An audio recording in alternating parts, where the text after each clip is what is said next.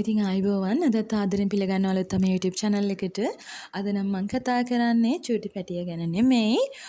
අද මම කතා කරන්නේ චූටි පැටිය ගේන බලන් ඉන්න ආසාවෙන් බලන් ඉන්න අම්මලාට තියෙන ප්‍රශ්න ටිකක් ගැන. ඉතින් අලුතින් විවාහ වෙච්ච හෝ කලින් විවාහ වෙලා ඉන්න කෙනෙක් හෝ ආසාවෙන් බලන් ඉන්නවා නම් අනිත් අපිත් ප්‍රෙග්නන්ට් වෙන්න ඕන, ගැප් ගන්න ඕන, අලුත් චූටි පැටියෙක් ගේන්න ඕන කියලා. ඉතින් එයාලට තියෙන ප්‍රශ්න තිබුණා මෙන්න මේ වගේ. අපි මගේ සරු කාලේ කොහොමද හොයාගන්නේ? අනේ මගේ ඔසප් චක්‍රය හරි දවසක නැහැ. මම සරු කාලේ හොයාගන්න දන්නේ නැහැ. සරු කාලේ හොයාගන්න ක්‍රම, ඊට පස්සේ අපි ලිංගික එකතු වෙන්න ඕන කොයි වගේ වෙලාවටද ලිංගික එකතු වෙන්න දවස් තියෙනවද? ලිංගික එකතු වෙන්න පොසිෂන් ඉන්න ඕන ආකාර තියෙනවද? ගන්න ඕන ආහාර පාන තියෙනවද? විටමින්ස් මොනවා හරි තියෙනවද? මෙන්න මේ වගේ ප්‍රශ්න ගොඩක් අයට තියෙනවා. ඉතින් අපි කතා කරමු අද ඒ ගැන. ඔයාලගේ මුලින්ම අපි බලමු ඔසප් චක්‍රය ගැන. කෙනෙක්ගේ ගැහණු කෙනෙක්ගේ ඔසප් චක්‍රය ගැන.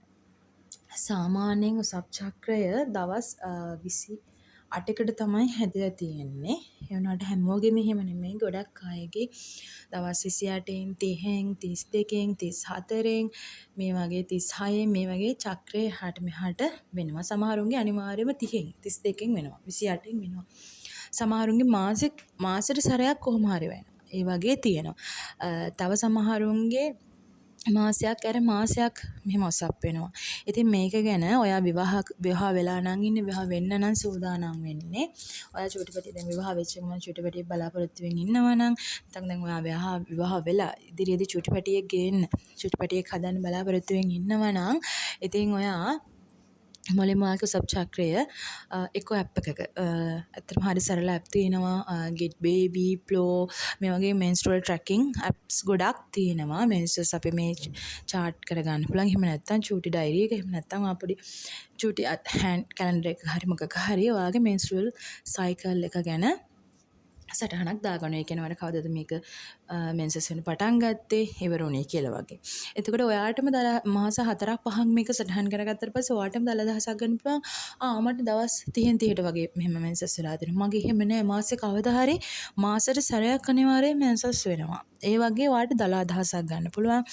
ඊට පස්සේ මොකද ඔයා ඊළඟට මෙන්සස් අනිවාර්යයෙන් මෙන්සස් වෙලා කෙනා ඊළඟට වියෝජී කෙනෙක් හම්බෙන්න ගියත් ඔයාට මේ දේවල් වැදගත් වෙනවා. ඊට පස්සේ අපේ සයිකල් එකේ සාමාන්‍යයෙන් බ්ලීඩින් අපේ සයිකල් එකේ 9 වෙනි දවස 10 වෙනි දවස වගේ වෙනකොට තමයි සරු කාලේ එන්නේ. මේ සරු කාලේ අපි ලිංගික එකතු වුණොත් තමයි අපිට මෙහෙම ගැප් ගැනීමක් සිද්ධ වෙන්නේ. ඉතින් මේ හැබැයි මේක අදාළ වෙන දවස් 28 චක්‍රයක් තියෙනවානේ තමයි මේ 9 වෙනි දවසේ 10 වෙනි දවසේ ලිංගික එකතු වීම සාර්ථක වෙන්නේ. අපිට හැමෝටම පොදුවේ මෙන්න මෙහෙම කරන්න පුළුවන්. ඔසප් වීම අවසන් වෙලා සතියකින් වගේ ඔබට පුළුවන් ඔබේ සහකටුත් සමග ඔබේ ස්වාමිපුරුෂයාත් එක්ක දවසක් දවසක් හෝ දවස් ගානේ හෝ දවස් ගානේම අවශ්‍යයි කියලා එහෙම කිසිම අවශ්‍යතාවයක් නැහැ. දිනපතා අපි මෙහෙම ඉන්න ඕන සහ ලිංගික එකතු වෙන්න ඕන කියලා මෙහෙම ස්ට්‍රෙස් අරගෙන අපි බබෙක් ඉක්මනට හදන්න ඕන එහෙම එකක් නැහැ.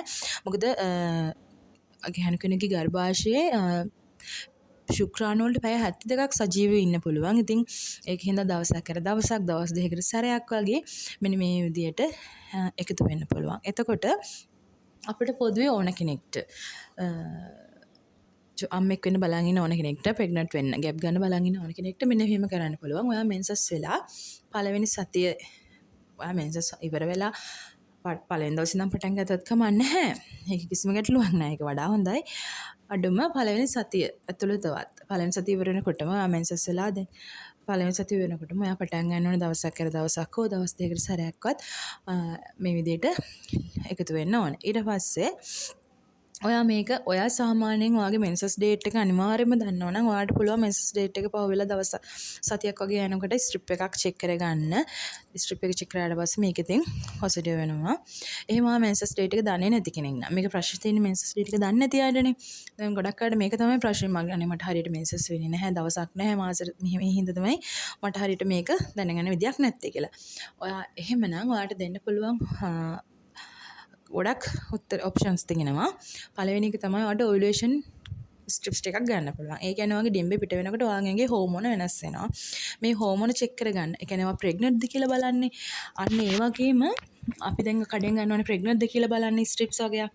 කියන්නේ ඒක අපි HCG චෙක් කරනවනේ මුත්‍රාවල. ඒ වගේම මුත්‍රාවල අපේ වාගේ ඔවියුලේෂන් එක කියන්නේ කන්සෙප්ෂන් එක වෙන්න අවශ්‍ය කරන වගේ ඩිම්බේ පිට වෙන කාලේ ඩිම්බේ පිට වෙද්දී ඔයාගේ වෙනම හෝමෝන වර්ගයක් තමයි වැඩි වෙන්නේ. ඉතින් මේකේ මුත්‍ර සමග තියෙනවා. මේ හෝමෝන අල්ලගන්න පුළුවන්. මේ හෝමෝන අල්ලගෙන වලට පෙන්නන ස්ට්‍රිප්ස් තියෙනවා. ඒ කියන්නේ පටි තියෙනවා මේ අර අපි ප්‍රෙග්නන්ට්ද කියලා බලන පටි වගේම ඔයාගේ ඩිම්බේ පිට වෙන කාලේ හරිද කියලා චෙක් කරන්නත් පටි තියෙනවා. මේ පටි ඕවුලේෂන් ස්ට්‍රිප්ස් කියලා කෙල්ලුවාම ෆාමසි එකෙන් දෙනවා. එහෙම ලොකු ගාණක් වෙන්නේ නැහැ. මේක බලන්න හොඳම කාලේ තමයි දැන් ඔයාට ඇත්තටම ඉතින් සාමාන්‍යයෙන් තමන් ගොසප්පිම දන්න කෙනෙක්ට නම් මේක බලන්න අවශ්‍ය වෙන්නේ නැහැ. මේක බලා ගන්න පුළුවන් ඉතින් අසප්පෙලා සතියකින් වගේ සතියකින් දෙකකින් වගේ ඔයාට පුළුවන් මේ ස්ට්‍රිප් එක මේ අපි අර ප්‍රෙග්නන්ට්ද කියලා බලන ස්ට්‍රිප් එක චෙක් කරනවා වගේම චෙක් කරලා බලන්න. මෙන්න මේ රූප සටහන් වල තියෙනවා චෙක් කරන්නේ කොහොමද කියලා. ඒ කියන්නේ ඒකේ නිඹේ පිට වෙන්න මොහොත වෙනකොට මේ රෝස් පාට් ලයින් එක ඔයාලට පේනවා ඇති. අන්න ඒ වගේ අපි මෙහෙම දැන් දවස් ගානේ මේක චෙක් කරන් යනවා. දැන් අද හෙට අනිද්දාට මෙහෙම ඩිම්බයක් පිට වේද කියලා බලන්න. සමහරලාට ඇත්තෙම නැහැ. ඒ කියන්නේ තාම තාගේ සරු කාලේ නෙමෙයි මේ විදිහට චෙක් කරන් යනකොට මෙන්න එක පාටක් ලා රෝස් පාටින් වගේ ඔයාගේ මෙන්න මේ දෙවෙනි ඉරක් ඇඳෙනවා. ඒ කියන්නේ ඔන්න ඔයාගේ මේ ඔවුලේෂන් එක. ඒ කියන්නේ ඔයාගේ සරු කාලේ පටන් අරන් මේ විදිහට යනකොට මේ ඔයාලට පේන ඇති මෙන්න මේකේ තද පාටින් පේනවා. එතකොට ඒ කියන්නේ ඔයාගේ සරු කාලේ හොඳම හරිය. පීක් එක තමයි මේ යන්නේ. මේ හැටියට අනිවාර්යයෙන් මේක දෙවීමක් සිදු කරන්න. අනිවාර්යෙන් පිළිසිඳ ගැනීමක් සිදු කරගන්න පුළුවන්. ප්‍රෙග්නන්ට් වෙන්න පුළුවන්. ඊට පස්සේ තව ක්‍රම තියෙනවා. ඊට පස්සේ මේ ඊළඟ ක්‍රමය තමයි ඔයාට පුළුවන් ඔයාගේ සර්විකල් මියුක්ස් කියන්නේ ඔයාගේ ලිංගික ප්‍රදේශයෙන් නිකුත් වෙන සර්විකල් මියුකස් කියලා කියන අපි නිකුත් වෙන ස්‍රාවයන් චෙක් කරලා බලන්න. චෙක් කරලා කියන්නේ චුට්ටක් බලන්න පුළුවන්. මේ ඔයාලට පේනත් මේක හරි එක ක්‍රම තියෙනවා. සමහර ඒවා ඝනයි, ඇලෙන්නේ නැහැ. සමහර වෝට් කියන්නේ දියර ගතියයි. ඒ කියන්නේ අතට දැනෙන්නේවත් නැහැ. දැනෙන්නේ නැහැ. දියරම ගතියයි. ඒ කියන්නේ ඔයා මෙන්සස් වෙලා ඉවර වුණා විතරයි. එතකොට මේක වතුර වගේ තියෙන. මේක මෙහෙම අතට ඔයාලට අල්ලලා ගන්න බෑ. මේ විදිහට ඔයාලට පේන මේ රූප සටහන් වල එහෙම ඊට පස්සේ ටිකක් ඝනයි. හැබැයි මේක මෙහෙම අර උකු ගතියක් නැහැ, මෙහෙම ඇදෙන සුළු ගතියක් නැහැ. මේ වගේ ඔයාගේ සරු කාලය ආරම්භ වෙනකොට ඔයාගේ ඩිම්බේ පිට වෙනකොට මෙන්න මේ සර්විකල් මේ ලිංගික ස්‍රාවයන් වල වෙනසක් සිදු වෙනවා. මේ රූප සටහන් බලන්න. මේ රූප සටහන මේ පිළිවෙලින් ඔයාලට තියෙනවා. එතකොට මෙන්න මේ රූප සටහන දිනවා මේ එග් වයිට් එක. ඒ කියන්නේ අපේ බිත්තර සුදු මදේ වගේ මේ වගේ හෝ ඒ පාට හෝ නැත්තම් අවරණ පාටකින් මේ වගේ ඇදෙන සුළු නිකන් අර ලිස්සන ගතිය මේ සජීවී මේ හොඳ ඇත්ත රූප සටහනක් තියෙනවා. ඔයාලට පේන තනි රූප සටහන. මෙන්න මේ වගේ ඇදෙන ගතියට මෙන්න මේ වගේ ගතියට තියෙනවනේ. මේ වගේ ඩිම්බේ පිට වෙන කාලේ සරු කාලේ ඉතින් අනිවාර්යෙන් එකතු වීමක් වෙන්න ඔයාලට වෙනමුකුත් සාමාන්‍යයෙන් ඔයාලගේ ඩිම්බ පිටවීම නැයි ගැටලු නැත්තම් අනිවාර්යයෙන්ම ප්‍රෙග්නන්ට් වෙන්න ගැප් ගන්න පුළුවන්. එතකොට ඒක තවත් ක්‍රමයක් තියෙනවා. ඒක චුට්ටක් සාර්ථක නැත්තේ නැහැ. ඒක සාර්ථකයි. හැබැයි ඒකට අපිට කරන්න ප්‍රායෝගිකව අමාරුයි. මොකද උදෑසන හැමදාම මේක උදේම තමයි බලන්න ඕන. ඔයා ඇඳින් බහින්නත් කලින් ඔයාගේ ඇඟේ උෂ්ණත්වය චුට්ටක් බැලුවොත් ඔයාගේ ඩිම්බේ පිට වෙනකොට උෂ්ණත්වය ඩිම්බේ පිට වෙන කාලේ වෙනකොට උෂ්ණත්වය චූටි ගානකින් සෙල්සියස් අංශක භාගකින් වගේ වැඩිවීමක් සිදු වෙනවා. මේක ගැන හරියටම අවබෝධයකින් බලන්න ඕන. මේක සමහරවිට සාමාන්‍ය කෙනෙක්ට මේක කරගන්න කරදරයි. දවස් ගාන මේක බලන්න ඕන. මොකද ඔයා මේ ඇවිදලා කළා දෝල මැල්ලා ගෙදර කෑම් බීම හදලා වෙලා මේක බලලා වැඩක් නැහැ. එතකොට මේ උෂ්ණත්වය වෙනස් වෙනවා. මොකද උදේ නිදාගෙන නැකින්නකොට ඉතින් ඇත්තටම හොඳම ක්‍රමය තමයි දෙකෙන් ඔයාලට බලා ගන්න පුළුවන්. මේ ඕවුලේෂන් ස්ට්‍රිප්ස් නම් ගොඩක්ම හොඳයි. ඊට පස්සේ මේ සර්විකල් අපි මේ ලිංගික ස්‍රාවයන් වලින් බලන එක ඒකත් ඇත්තටම හොඳයි. ඊට පස්සේ මේ මුකුත් බලන්නෙත් නැත්තම් මම මේක ඔයාලට අනිවාර්යයෙන්ම හොයාගන්න පුළුවන් ක්‍රමයක්. මට මෙන්න මේ කාලේ තමයි සරු කාලය කියලා කියන්නේ හරියට ඔසප් චක්‍රයේ අක්‍රමවත් කෙනෙක්ට. එතකොට ඔයාලට පුළුවන් එහෙම නැත්තම් මේ ඔක්කොම අතහැරලා දාලා ඔසප්පිම අවසන් වෙලා දවස් 2-3කින් පස්සේ දවසක් කර දවසක් හෝ දවස් දෙකකට සැරයක් හෝ ඔයාලට පුළුවන් මේ විදිහට ලිංගික යුතුවීමක් සිදු කරන්න.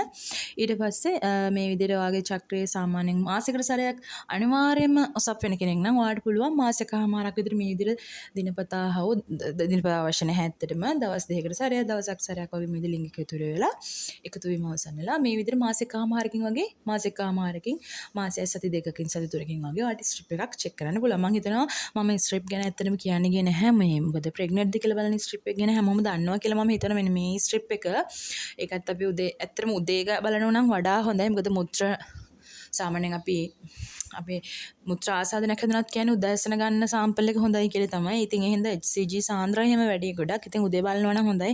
හැබැයි කිසි වෙනසක් නැහැ. එහෙම ලොකු වෙනසක් නැහැ. ඕන දවසේ ඕනලා. ඉතින් ඔයාලා උදේ හරි කමන්න නැකිල්ල බලනවා නම් හොඳයි. මුත්‍ර ටිකක් අරගෙන මුත්‍ර සාම්පල් එකක් අරගෙන පොඩි කප් එකකට මෙන්න මේ ස්ට්‍රිප් එකෙන් බලන්න තියෙන. මං හිතන්නේ මං ඒ ගැන පැහැදිලි කරන්න ගියේ නෑ. මොකද ඒ ගැන හැම කෙනෙක්ම වගේ දන්න හින්දා. ඊට පස්සේ ඔයාගේ මාසෙකට සැරයක්වත් නෙමෙයි නම් එහෙම මෙන්සස් වෙන්නේ මාස දෙක. මේ මාසේ වෙලා ඊළඟ මාසේ නෑ ඊළඟ මාසේ නම් මෙන්සස් වෙන්නේ. ඒ වගේ කෙනෙක් නම් මාස දෙකක්වත් ඔයාලට සිද්ධ වෙනවා මේ විදිහට එක දිගට ලිංගිකව එකතු වෙන්න මාස දෙකකින් වගේ ඔයාලට සාමාන්‍යයෙන් එහෙම ඔසප් චක්‍රය හරියටම හොයාගන්න ක්‍රමයක් ඇත්තම නැත්තම්. කියන්නේ මටද මේ මාසේ මෙන්සස් වෙනවා. ඊළඟ මාසේ අතෑරිලා ඊගා මාසේ නම් වෙන්නේ. ඔයාලට කරන්න දෙන හොඳම ක්‍රමය ඔයාලට පොඩ්ඩක් මම මේ කියපු කලින් ක්‍රම ගැනත් අවධානයෙන් ඉන්න පුළුවන්. මොනවද මේ ලිංගික ස්‍රාවයන් සර්විකල් මියුකස් එක ගැන එහෙම අවධානයෙන් ඉන්න පුළුවන්. ඒ අවධානයෙන් ඉඳලා ඉවරලා ඔයාට ඕන නම් ඔයාගේ මේ ඔයාට ටිකක් හිතෙනවා නම් දැන් තමයි ඩිම්බි පිට වෙන කාලේ හරි වගේ හිතෙනවා නම් ඕවුලේෂන් ස්ට්‍රිප් එකක් කරන් චෙක් කරන්න පුළුවන්. පීක් ලෙවල් එකක්ද මේ තියෙන්නේ ඩිම්බි පිට වෙන කාලයක්ද කියලා. ඊට පස්සේ ඉතින් ඔයාට පුළුවන් එහෙම නැත්නම් මුකුත්ම කරන්න කැමති නැත්නම් මාස දෙකක් වගේ මේ විදිහට එකතු වෙලා ඔයාට පුළුවන් ස්ට්‍රිප් එකක් චෙක් කරන්න. මම හිතන්නේ මේ මම කියපු ක්‍රම වලින් මොනවා හෝ ක්‍රම වලින් මේ විදිහට මුකුත්ම නොබලා හරි කමක් නැහැ. මාස දෙකක් වගේ මේ විදිහට ලිංගික තුල ස්ට්‍රිප් එකක් චෙක් කරොත් ප්‍රෙග්නන්ට් වෙන්න තියෙන සම්භාවිතය වැඩි.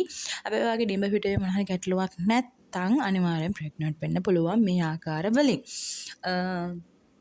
ඊට පස්සේ ගොඩක් අය සමහර අයට තියෙන සමහර නෙමෙයි ගොඩක් අයට තියෙන ගැටලුවක්. හැබැයි මේ ගැටලුව යොමු කරන්නේ ටික දෙනයි. ඉක්මනට ප්‍රෙග්නන්ට් වෙන්න මොන හරි පොසිෂන් තියෙනවද? අපි මේ විදිහට ලිංගික එකතු වෙද්දී ඉන්න ඕන මේ පොසිෂන්. ඒ කියන්නේ ක්‍රම තියෙනවද ඉන්න ඕන. විශේෂ ක්‍රම තියෙනවා. මේ විදිහට හිටියොත් හොඳයිද? ආපහු ඇතුළට ගිහපු ශුක්‍රාණුගේ එළියට එන්න හොඳ නැද්ද? මෙන්න මේ වගේ ප්‍රශ්න ටිකක් තියෙනවා. ඉතින් ඒකෙන් ඇත්තම කතාව පිරිමෑගේ ශුක්‍රාණු හැදලා තියෙන්නේ මේ විදිහට පිටවීමෙන් පස්සේ තා වේගයකින් අදාළ ස්ථානය කරා ගමන් කරන්න හැකියාව තියෙන විදිහට. ඉතින් මොන ආකාරයෙන් අපි ලිංගික එකතු වුණත් ප්‍රෙග්නන්ට් වෙනවා නම් ප්‍රෙග්නන්ට් වෙනවා. ඒක කිසි ප්‍රශ්නයක් නැහැ. හැබැයි මේ සාමාන්‍යයෙන් අපි මෙන්න මේ වගේ මෙන්න මේ ආකාරයේ පොසිෂන්ස් දෙක තුනක් කියනවා වඩා හොඳයි කියලා. එහෙම කිසිම ගැටලුවක් නැහැ. මේකම ඕන කියලා කිසිම ගැටලුවක් නැහැ. ඔයා කොහොම කරත් ප්‍රෙග්නන්ට් වෙනවා නම් ප්‍රෙග්නන්ට් වෙනවා. මොකද පිරිමි ශුක්‍රාණු හැදලා තියෙන්නේ ගර්භාෂය දෙකේ උඩට ගිහිල්ලා දාලා ඩිම්බේ හොයාගෙන යන්න හැකියාව තියෙන විදිහට. ඉතින් ඔයා මේ විදිහට එකතු වුණාට පස්සේ ඒ වෙලෙම නැකිටලා හිටියද, ගෙදර වැඩ කරාද, වොෂ් එකක් දාගත්තද, ඇඟේ හේදුවද, ඒවයි කිසිම ගැටලුවක් නැහැ. ඒකේ කිසිම ගැටලුවක් නැහැ. මම අර සාමාන්‍ය සමහර අයට තියෙන ප්‍රශ්නයක්, ගොඩක් අයට තියෙන ප්‍රශ්නයක් අපි මෙහෙම ලිංගික යුතු වෙන්න චූටි දැන් බබෙක් හදන්න, ප්‍රෙග්නන්ට් වෙන්න, ලිංගික යුතු වෙන්න මෙහෙම ක්‍රම තියෙනද, පොසිෂන්ස් උනා හරි. ඒවා විශේෂණ නැහැ. මෙන්න මේ වගේ එකක්. වැඩි හොඳට ඕනනම් කරන්න පුළුවන්. ඊට පස්සේ ඔයාලට මෙහෙම වොෂ් දාන්න මුත්‍ර පිට කියන්නේ මුත්‍ර යූරින් පාස් කරන්න මුත්‍ර පිට කරන්න පුළුවන්. එහෙම සබන් දාලා ඔයාලට අපහසු නම් සබන් දාලා හොදගත්ත කියලා එහෙම අවශ්‍ය කිසිම ගැටලුවක් නැහැ. මොකද ඔයාගේ අවශ්‍ය ටික ශුක්‍රාණු ටික ඇතුල් වෙනවා. ඉතින් කැම්බීම සම්බන්ධයෙන් නම් කියන්න තියෙන්නේ ගොඩක් අපේ ලංකාවේ මත වේද ගොඩාක් තියෙනවා. ඉතින් අන්නාසි කන්න එපා, ගස් ලැබු කන්න එපා, කෙහෙල්මෝ කන්න එපා. මන් දන්නේ ගොඩාක් සෑහෙන මේ පුඩ්ස් ගැන ගොඩක් ආහාර ගැන ගොඩාක් සෑහෙන තියෙනවා. මේවා එපා කියලා. ඇත්තටම මගේ මතේ නම් කිසිම ආහාරයකින් ගර්භණී කාලේදී කිසිම හානියක් සිද්ධ වෙන්නේ නැහැ. නේද? කිතුල් ලකුරුද ගොඩාක් තියෙනවා. මම හිතන්නේ ලිස්ට් කරලා ගන්න බෑ. හැම්බැලුවත් අපිට කන්න පුළුවන්. ඊටාම ස්වල්ප ආහාර ප්‍රමාණය. අල වර්ග ඒවා ගොඩක් එපා කියනවා. හොඳින් ඉඳුණු ගස් ලැබු කිසිම ගැටලුවක් නැහැ. හොඳින් ඉඳුණු අන්නාසි කිසිම ගැටලුවක් නැහැ. වා පුඩ් සලාඩ් එක තිබුණා කියලා අනේ මට කැවුණා කියලා ඊගෙන බොරු වෙන්න එපා. කිසිම ගැටලුවක් නැහැ. හොඳින් ඉඳුණු ඒවයි. මේවයි පොඩි තියෙන ඔය සමහරලාට අපි ගර්භාෂයේ සංකෝචන වැඩි කරන්න පුළුවන්. මේවයි මේ පළතුරු වල අමු පළතුරු වල තියෙන එන්සයිම වල මේ ඒ වගේ ඇරෙන්න. ඉතින් හොඳින් ඉදුණාට පස්සේ මේ එන්සයිම් මේ පළතුරු වල නැහැ. ඒ හින්දා මේ ගස් ලැබු වගේ දේවල් හොඳින් ඉදුණු ගස් ලැබු කණ එක ඇත්තටම ප්‍රෙග්නන්ට් කෙනෙක් නම් ඇත්තටම හොඳයි. මොකද ප්‍රෙග්නන්ට් කාලේ එන ලොකු ප්‍රශ්නයක් තමයි මලබද්ධය. බඩ වේලෙනවා. හරි ප්‍රශ්නයක්. මෙහෙම වුණාම සමහරුන්ට අර හොස්පිටල් එකට ගිහිල්ලා අපි ඇනීම දානවා කියලා කියන්නේ අන්න එහෙමත් කරන්න සිද්ධ වෙනවා. මොකද ගොඩක් අයට වතුර බොනවා අඩුයි. සමහරුන්ට වතුර බොන්න බෑ. ඉතින් ඒ වගේ මේ වමන යනවා මේ වගේ ප්‍රශ්න හින්දා ගොඩක් අයට මලබද්ධ වෙනවා. ඉතින් ඒ වගේ අය ගස් ලැබු කෑවා කියලා කිසිම ගැටලුවක් නැහැ. හොඳින් ඉදුණු ගස් ලැබු කන්න. ඉතින් ඔයාලට මේ අන්නාසි එහෙම අන්නාසි වලින් ලොකු ප්‍රයෝජනයක් නැහැ. ඇත්තටම ප්‍රෙග්නන්සි කාලේදී නොකෑවත් අනේ කමක් නැහැ. නොකෑවයි කියලා ඉතින් එහෙම ගැටලුවක් නැහැ. ඉතින් කෑවුණා කියලාත් ඔයා කෑවා කියලාත් හොඳින් ඉදුණු ගස් ලැබු මොකක් හරි සලාඩ් එකක තියලා වඩ කෑවුණා කියලාත් එහෙම ගැටලුවකුත් නැහැ. ඔය ප්‍රධාන මං ගස් ලැබු සාන්නාසි ගැන කතා කරේ ගොඩ අය අනේ ප්‍රෙග්නන්ට් නම් මේ එපා කියලා කියන හින්දා. එහෙම මම දන්න ඇත්තටම ෆුඩ්ස් වලින් ඔයාට කන්න හොඳ ඇත්තටම ඔයා කන්න ඕන. අනිවාර්යයෙන්ම කන්න ඕන. හොඳට ප්‍රෝටීන කිරි බිත්තර මස් මාළු ප්‍රෝටීන තියෙන ආහාර ටික සහ විටමින්ස් තියෙන එළවලු ටික සහ පළතුරු. ඔයා අඩුවත් තරමේ හැම වේලකටම මස් හරි මාළු හරි බිත්තර වලින් එකක් එකතු කරගන්න. එළවලු වර්ග දෙකක් පළතුරක් අනිවාර්යෙන් එකතු කරගන්න. මොකද චූටි පැටියා වගේ පෝෂණය ගන්න. ඉතින් ඔයා හොඳට පෝෂක පදාර්ථ වලින් අනෝන වෙලා ඉන්න ඕන. අනේ වගේම මේක අනිවාර්යයෙන්ම කියන්න ඕන. මේක මම ඉදිරියේදී ආයි වීඩියෝ එකක් කරන්නම් ඔයාලට. ඔයා බැඳලා නම් ඉන්නේ මැරි කරලා නම් මැරි කරන්න බලාපොරොත්තු වෙනවා පොලික් ඇසිඩ් පෙත්තක් දවසට අනිවාර්යයෙන්ම ගන්න. මෙහෙම නොගත් අම්මලාගේ බබාලගේ ගොඩක් අයගේ ලොකු ප්‍රශ්න වෙනවා. පස්සේ ගොඩක් අයගේ කොල්ල ලොකුයි කියයි, කොන්ද ගමින් ගෙඩියක් ඇවිල්ලා කියයි මේ වගේ. මොකද බබාගේ ස්නායු පද්ධතිය හරි ගැස්සෙන්න පොලික් ඇසිඩ් අත්‍යවශ්‍යයි. ඉතින් ඇත්තටම ලංකාවේ අපේ අයගේ ආහාර රටාවන් එක්ක පොලික් ඇසිඩ් තමන්ගේ ඇඟේ නැහැ. ගොඩක් අයගේ නැහැ. බහුතරයකගේ නැහැ. බබාට ගන්න තියා අම්මටත් නැහැ. ඉතින් එහෙම වුණාම බබාට ගන්න ඇත්තේ නැහැ. හින්දා කිසිම පොලික් ඇසිඩ් කියන්නේ එහෙම ගත්තා කියලා පෙත්තක් ඔයා පෙත්තක් නෙවෙයි පෙති පහක් වගේ වෙනකන් උනත් ගන්න පුළුවන්. ඒක හැබැයි වෛද්‍ය නිර්දේශයෙන් ගන්න. ඒක ඔයාට දවසට පෙත්තක් ගත්තා කියලා කිසිම ගැටලුවක් එන්නේ නැහැ. වැඩි නම් අනිවාර්යයෙන්ම උතුරත් එක්ක පිට යනවා කිසිම ගැටලුවක් නැහැ. ඒ හින්දා ඔයා මැරි නොකරලා කමක් නැහැ. මැරි කරන්න බලාගෙන ඉන්නවා නම් අනිවාර්යයෙන්ම ගන්න චූටි පැටියෙක් හදන්න බලාපොරොත්තුවක් නැතත් පොලික් ඇසිඩ් පෙත්ත ගන්න. මොකද අපි නොහිතන වෙලාවල් වල අපිට සමහර දේවල් සිද්ධ වෙන්න පුළුවන්, ප්‍රෙග්නන්ට් වෙන්න පුළුවන්. ඒ හින්දා ඔයා මැරි කරලා නම් ඉන්න අනිවාර්යෙන් කොහොමද ගන්න ඕන. ඔයා ළඟදී මැරි කරන්න නම් ඉන්න ඒත් ගන්න ඕන. මේක අමතර කාරණාවක් කියනවා. මේක බොහොම වැදගත් කාරණාවක්. පොලික් ඇසිඩ් අනිවාර්යෙන්ම ගන්නම ඕනි. බත් නොකෑවත් කමන්නේ පොලික් ඇසිඩ් එක නම් බොන්නම ඕන.